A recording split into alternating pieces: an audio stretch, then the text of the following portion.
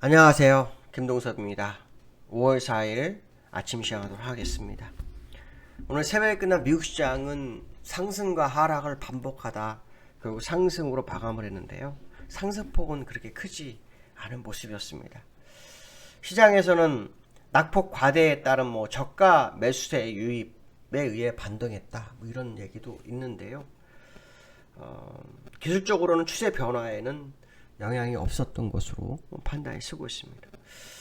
지금 FMCA가 진행이 되고 있죠. 내일까지 진행이 되는데, 이번 FMCA에서는 아시겠지만 빅스텝이 시작이 됩니다. 빅스텝이 과거에 7번 연속으로 한 적이 있었는데요. 그때는 1994년도였다고 합니다. 또 그 당시에는 0.75 빅스텝도 했었던 그런 기억이 있었다고 하는데요. 이번에 FMC는 물가 상승률 때문에 0.5% 금리 인상을 예상하고 있죠. 거의 확률을 99% 정도까지 보고 있더라고요. 근데 이 0.5%의 빅스텝도 사실 2000년 이후는 처음이라고 합니다. 그러니까 22년 만에 빅스텝이 진행이 되고 있는 그런 상황이라는 거죠. 근데 중요한 건 뭐냐면 이 빅스텝과 또 하나가 중요한 게 뭐냐면 양적 기축에 대한 계획이 이제 발표가 될 겁니다. 이게 어떤 식으로 대차 대조표를 만들어 나갈지를 확인해야 되는데요. 중요한 건 뭐냐면 양적 긴축의 시행 시기가 중요하죠. 네, 그 시기가 중요하다라는 게 되게 중요할 것 같습니다. 그래서 이 부분이 이제 시장의 관전 포인트가 될 것 같고요. 또 하나의 관전 포인트는 어제도 잠깐 얘기를 했는데 6월 금리 인상에 대한 얘기가 시장에서 솔솔 나오죠. 벌써 5월 시작도 안 했는데 6월에 금리 인상 0.75% 정도로 예상하고 있다고 하는데요. 이거에 대한 연준의 의중 이런 것도 좀 확인이 필요한 상황이라고 봐야 되겠죠.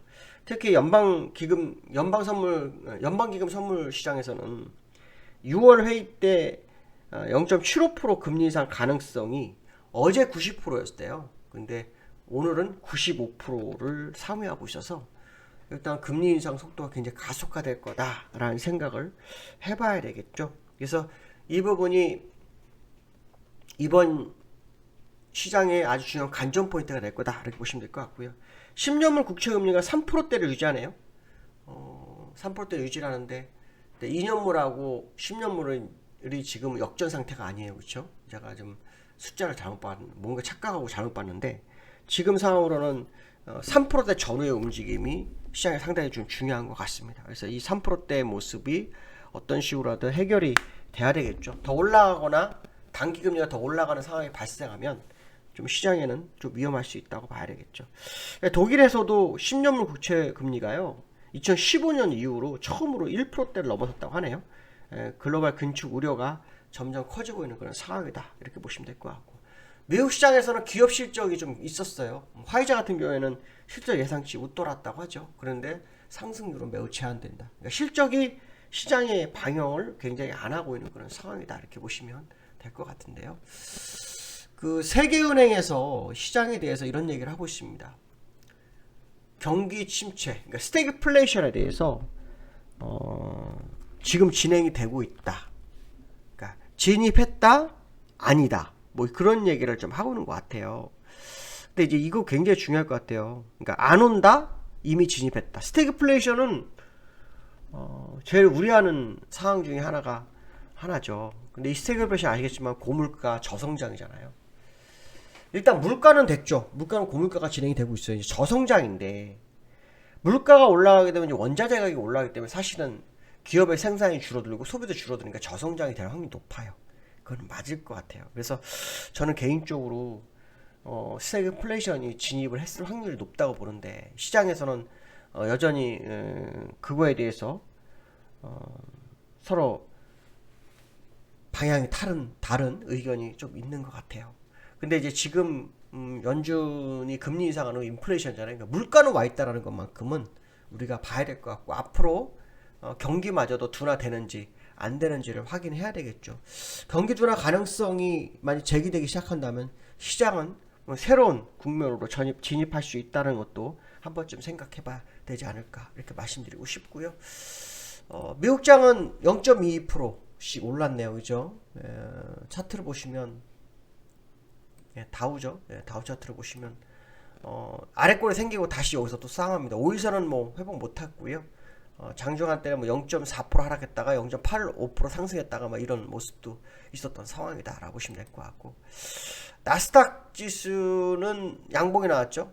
장중 0.6% 하락, 0.88% 하락, 상승 뭐 이런 모습이 있었어요. 근데 기술적으로는 여전히 이격 벌리기가 좀 필요한 상황이 아닐까, 뭐 그런 생각을 해봐야 되겠습니다. 사실은 제가 이게 지금 HTS에 가끔 먹통이 돼요. 그래서 지금 차트가 다 설정해놓은 거 싹 다 없어져가지고 좀 녹화도 좀 늦고 막 이런 상황이 됐는데요. 어쨌든 기술적으로는 조금 더 시간이 필요하지 않겠느냐.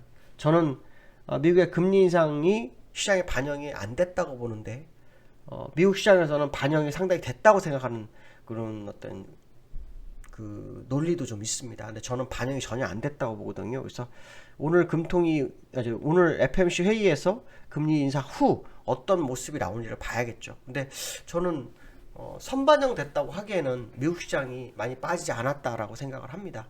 또 인플레이션 상승에 따른 물가의 상승이 소비도 줄여버리기 때문에 기업 생산 줄고, 그래서 실적이 나빠질 거라고 저는 보거든요.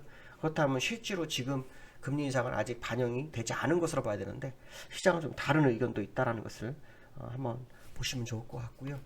두 번째로는 두 달째 외환보유가 감소했다고 하네요. 외환보유가 외환보유가 감소 이유가 이제 환율하고 좀 관련이 있다고 하네요. 외환보유가 3월 달에 39억 달러가 줄었고요. 4월 달에 85억 달러가 감소했다고 합니다. 그래서 지금 현재 4,493억 달러가 되고 있는데, 이유를 보니까 외환시장 변동성 완화 조치였다고 하네요. 결국은 4월 달에 사실 이게 올라왔지, 그나마 들어오른 거죠. 이 1274원이 올랐다가 내린 것도 들어오른 거예요. 그만큼 외환당국이 관여를 했는데도 오른 거예요. 관여를 하면 안 됩니다. 더 올라다 그냥 내비뒀다가 자율적으로 내려올 때 빠르게 내려오게 해야지. 그러니까 자율적으로 내려올 때 관여를 하는 게 제일 좋습니다. 자율적. 그냥 올라간 데다가 못 올라가게 누르는 것은 돈 낭비고요. 자율적으로 내려올 때 거기에 관여해가지고 좀 더 깊게 빼는 이런 전략을 구사해야 되겠죠. 어쨌든 3월 달에 한번 이렇게 썼었고요. 그죠? 3월 달에. 성공적이었는데 4월 달에는 그냥 올라서 버렸죠. 올라서 버렸습니다. 돈은 거의 2배가 넘게 썼지만 올라선 모습이었습니다. 제가 볼 때는 환율은 여전히 미국 금리 인상이 끝나기 전까지는 상승 추세를 유지하지 않을까, 뭐 이런 생각을 해봐야 되지 않을까 말씀드리고 싶고요. 세 번째로는 이창용 한국은행 총재가 26일날 첫 금통위를 주재한다고 하죠. 금리 인상 가능성에 대해서 이제 얘기가 있습니다. 근데 저는 0.25는 무조건 할 것 같고요. 픽스텝을 하느냐 안 하느냐 이렇게 보는 게 맞는 것 같아요. 제가 어저께도 뭐 잠깐 얘기고 틈틈이 말씀드리지만, 미국하고 우리나라 금리 차가 없어지면 안 되거든요. 줄어들면 안 돼요. 0.75는 유지를 해줘야 되는데 0.75를 하려면 우리가 빅스텝을 따라가야 되거든요. 근데 이거 따라갈 수 있는지 모르겠습니다. 미국의 버클리대 교수 같은 경우에는 올해 5% 금리 인상 미국이 있을 수 있다고 하는데, 우리나라도 그럼 5%가 넘게 가야 된다는 얘기인데, 그렇게 될지는 뭐 12월에 가봐야 알겠죠. 그래서 3.5는 될 것 같아요. 3.5는 가능성이 상당히 높다고 보고 있고, 0.5%씩 빅스텝 가능성을 한번 열어두고 보고 있습니다. 그렇다면 우리나라가 따라갈 수 있느냐 없느냐, 이게 이제 관전 포인트가 되거든요. 그래서 일단 저는 미국 금리 인상에 따라갈 거다. 문제는 뭐냐면 포기다의 싸움이고, 우리나라가 미국과의 어떤 금리 차를 허용하느냐 안 하느냐, 그거에 따른 상황이라고 봐야 될 것 같아요. 허용하게 되면 우리나라에서 외화가 더 빠져나가겠죠. 그러면 금리가 원달러가 더욱더 올라갈 수밖에 없기 때문에, 뭐 시장에서는 원달러 오른 거를 고착화됐으니까 주가하고 상관없다 이렇게 얘기하는 사람도 있는 것 같더라고요. 그건 말도 안 됩니다. 왜냐하면 원달러 올라가면 수입물가에 문제가 생겨서 무역수지가 적자가 나게 되고요. 기업들은 생산에 차질이 생기고 소비도 줄어들 수밖에 없는 구조가 되기 때문에 그거는 말이 안 되는 거예요. 환율은 무조건 내려와야 맞는 거고, 환율이 올라가면 주가는 영향을 받아야 맞다고 판단하고 있습니다. 그래서 그 부분이 어떻게 되는지는 또 보셔야 될 거고, 오늘 윗그림 만기로 제가 알고 있거든요. 왜냐하면 목요일날 어린이날 휴장이에요. 그래서 아마 오늘은 우리나라 시장대로의 움직임이 있지 않을까 이렇게 판단해야 될 것 같습니다. 오늘 여기까지 하겠습니다. 감사합니다.